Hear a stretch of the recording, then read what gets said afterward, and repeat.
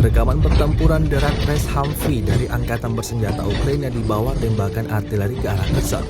Rekaman pertempuran di distrik Beryslawski, wilayah Kherson itu ramai beredar di media sosial Telegram pada Kamis 6 Oktober 2022. Dalam rekaman menunjukkan aksi kejar-kejaran antara pasukan Rusia dan pasukan Ukraina. Tampak Humvee Ukraina melaju kencang, bergegas hindari tembakan tentara Rusia melewati ladang. Aksi saling tembak tak terhindarkan. Tampak juga di sepanjang jalan ada kendaraan lapis baja Angkatan Bersenjata Ukraina yang hancur.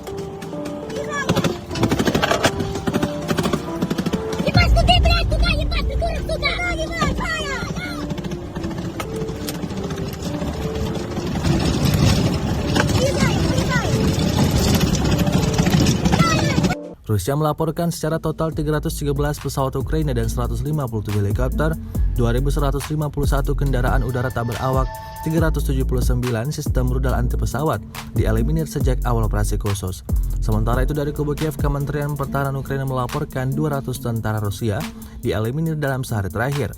Total 61.000 prajurit Federasi Rusia meninggal sejak awal konflik hingga hari ke-224.